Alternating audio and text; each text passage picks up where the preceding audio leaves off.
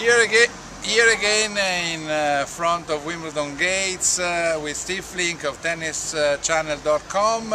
Steve, women's semi-finals, 3 players from Eastern Europe, plus one who is German but daughter of Eastern Polish citizens. So I mean, the lineup very strange in a way. Also last year we had 3 Eastern European, but there was Serena who beat them all. Yes. So it's quite unusual anyway. And what do you expect from these semi-finals? Well, for one thing, I think it's going to be.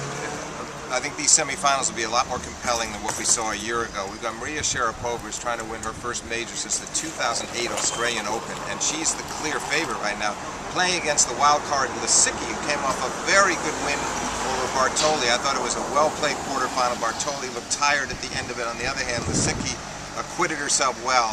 That's a nice matchup. And then we've got Victoria Azarenka. Everybody's been waiting for her to burst into the top tier for a long time. She's number 4 seed, but she hasn't lived up to her potential yet. And she's playing Petra Kvitova, and Kvitova came through a nerve-wracking quarterfinal, but managed to get there, the left-hander. So I like both matchups a lot. In the end, I go for Sharapova in straight sets over Lisicki, and I'm going to pick Kvitova with a little bit of timidity on my part. I'm not that confident, but I think she'll get through it in 3 sets. Well, I do agree with you.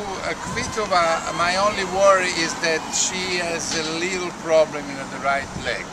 And so she said yes, she was fine, but she was afraid to be in trouble. So then probably, you know, it's something that we don't know. But we do know that Azarenka always seems to have some kind of an ailment in her case. So you never know with her either. That makes that an intriguing matchup. Yeah.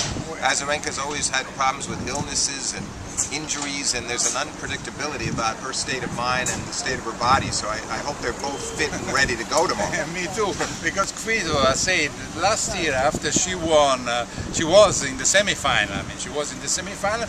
She came back and she had to play 5 tournaments and she losing always in the first round, because she said, I was in the semi-final in Wimbledon, now I have to beat everybody. And she was unable psychologically to do it. I mean, so they're both fragile. They are. That's the perfect word to describe them. Now, the one who's least fragile right now of the 4, to me by far, is Sharapova. Yeah. She came up a confident quarterfinal and just played about as well as she can, and I think she's the one with the stability right now. Well, first of all, she's the oldest. She's 24 years old. She has won already 3 slams. She's the most experienced. But at the same time, I was expecting more from Sharapova in Paris when she was in the semi-final, because I was expecting her to beat Lina. I was too. Yeah, I was too.